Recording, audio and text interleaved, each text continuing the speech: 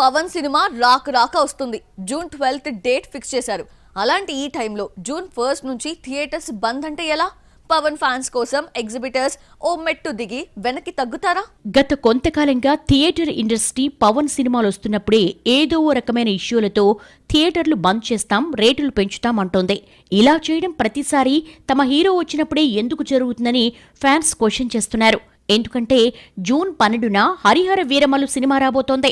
ఇప్పుడొచ్చే వీరమల్లుకే అని కాదు, గతంలో వకీల్ సాబ్ టైంలో అయితే రెవెన్యూ డిపార్ట్మెంట్ సహకారంతో తక్కువ రేట్లకు టికెట్లు అమ్మించేలా చేశారు. భీమ్లా నాయక్ బ్రో సినిమాలకు ఈ విధానమే కొనసాగింది. అయితే ఇలాంటి ధోరణి మిగతా పెద్ద హీరోల సినిమాలు వచ్చినప్పుడు కనిపించదు. ప్రస్తుతం పవన్ ఏపీకి డిప్యూటీ సీఎంగా ఉన్నప్పుడు థియేటర్ బంద్ లాంటి పిలుపునివ్వడంతో పవన్ ఫ్యాన్స్ ఊగిపోయారు. ఇదంతా వాంటెడ్ గానే జరుగుతోందని అభిమానులు ఆరోపిస్తున్నారు. కానీ చివరి నిమిషంలో ప్రభుత్వ పెద్దల జోక్యంతో థియేటర్లు బంద్ టీ కప్పులు తుఫానే అని తేలిపోయింది. ట్రేడ్ వర్గాలు బంద్ గురించి అసోసియేషన్ తరపున ఏదైనా ప్రెస్ నోట్ వస్తే మాత్రమే జూన్ 1 నుంచి బంద్ కొనసాగుతుంది అనుకోవచ్చు. ఒకవేళ థియేటర్లు నిజంగా బంద్ అయితే హరిహర వీరమల్లు కన్నా ముందు భైరవం, థగ్ లైఫ్ భారీగా నష్టపోవడం ఖాయం. ఎందుకంటే ఈ సినిమాలు రిలీజ్ అయిన తర్వాత రోజు నుంచే సింగిల్ స్క్రీన్ థియేటర్లు బంద్ ఎఫెక్ట్ కనిపించనుంది.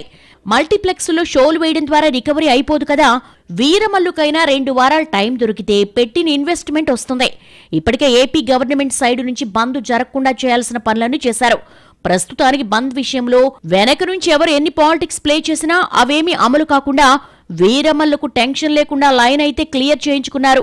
కాకపోతే ఎగ్జిబిటర్లకు సినిమా పెద్దలు స్పష్టమైన హామీ ఇవ్వాల్సి ఉంటుంది.